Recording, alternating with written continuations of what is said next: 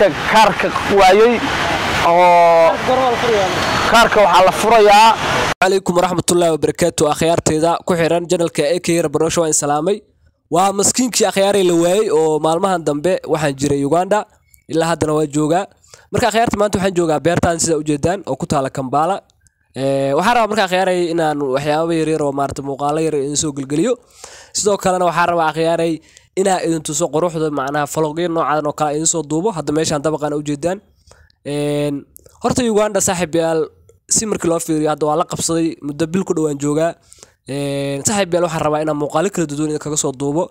waxaan rabaa markay ay la socotaan oo muuqaalada cusub soo wado la socotaan insha Allah meeshan ayaa imaaday maantay waa maalin dalxiis oo saaxiib yaal dadkii isugu imaaday waxaan u jeedaa waa Soomaali halka markay imaatid waxa isleedahay meeshan waa Muqdisho caadi ah xaafadan waxa la Kisenya ay ku taala beertaan marka saaxiib yaal waxa waaye wadanka Uganda Soomaali badan ayaa joogto faantiin marka waxaan rabaa inaan barnaamijyo ka bilaabo insha Allah ila socod saaxiibayaal adii alaykum assalaamu alaykum warahmatullahi wabarakatuh aqyaarta qiimiga iyo qaayaha mudan meel kasta aad joogtaan waa barnaamijkiini wax ka baro meelaha dalxiiska iyo meelaha taariikhiga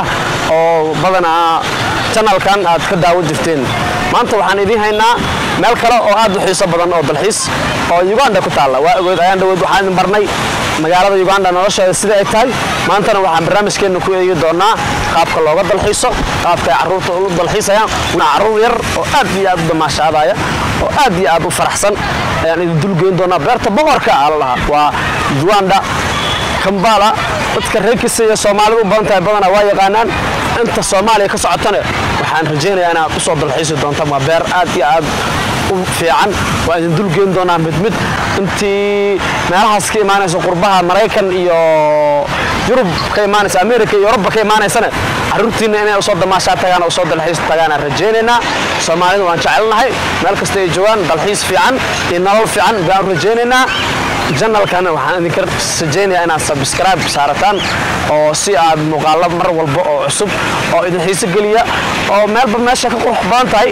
aad tagtaan meeshan meel ka sii fiican ayaa idin tagi doonaa aan aadi doonaa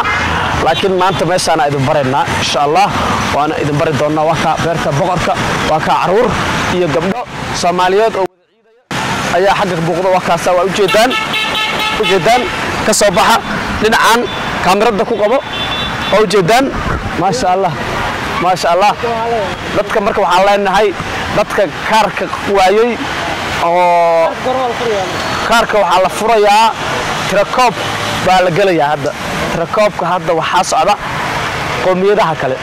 wadankan waxa waaye waa qoomiyadaha kale Soomaalidu waxay furmaysaa 26 July bay u furmaysaa tirakoobka intii dadka cusub waxay u furmaysaa bisha 9aad ay u furmaysaa waa dadka tirakoobka markuu Soomaalidu u bilaado tirakoobka markuu Soomaalidu u dhamaado ka bacdi la rajaynayaa insha Allah waan idin soo dhawaad waan idin duceynaynaa Soomaali meel kasta ay joogaan waxaan idin rajaynayaa inaan stress la'aan aad ku noolaataan